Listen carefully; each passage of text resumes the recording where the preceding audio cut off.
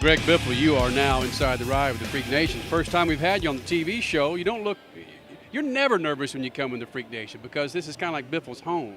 That's right. Freak Nation's awesome. I mean, it's my first time though this year, so It is. you gotta get there more. We interviewed Jack a little earlier today, and Jack had some very pleasant things to say about you. In fact, there were some stories in there that kind of sounded like maybe you remind Jack of him at your age. You have a little Roush in you? I don't know if I got a little Roush in me. I've been there long enough. So's Mark, but no, I've been there, 8 years now. So, but I like Jack. Jack's focused and concentrated, and anything he does, whether he's working on his airplane or his race teams or anything, he's 100% all the time, 100%. And I try and do that with whatever I do, 100%. Biffle, but you've gotten pissed off at Jack before. Come on, he's gotten pissed off at you. Yeah, I've been pissed off at him. I've called him more than pissed off at him, but no, it's but that's the way it is. We're competitive people, and you get like that. You're going for the trifecta: trucks, Busch, and Cup championships. You got guys out there that look at your back and see a big freaking target on there and will do anything to keep you from doing that. Are there any drivers that you could name that you think might have that attitude?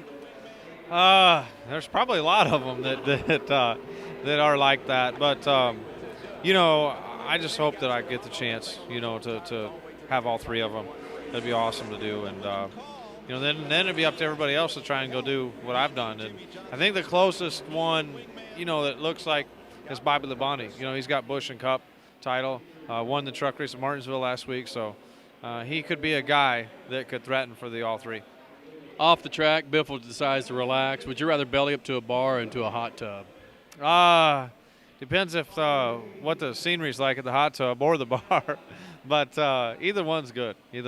When you find that a guy like Mark Martin, who is leaving the series, he's been your teammate for a few years, there are guys that you got to look up to, regardless of what you think of him. What can you pull away from Martin before he leaves for next year? Man, I talked to him today on pit road before we qualified, and the guy's a wealth of information, and I see. But do you know that now? 10 years down the road, you're going to go, damn, I should have asked this of Mark. Yes, because I see that. Like I rode over here with Carl. Carl's new into the deal, and I'm like, listen, here's what you need to do. And I know what, those things, because I've been there and done that.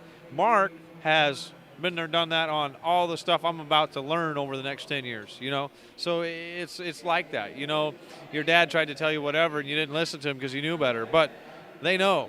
Mark knows. And, I just try and learn, sponge everything I can off him before he goes. Biffle, say bye to the Freak Nation. Yeah, see you, Freak Nation. Hang loose.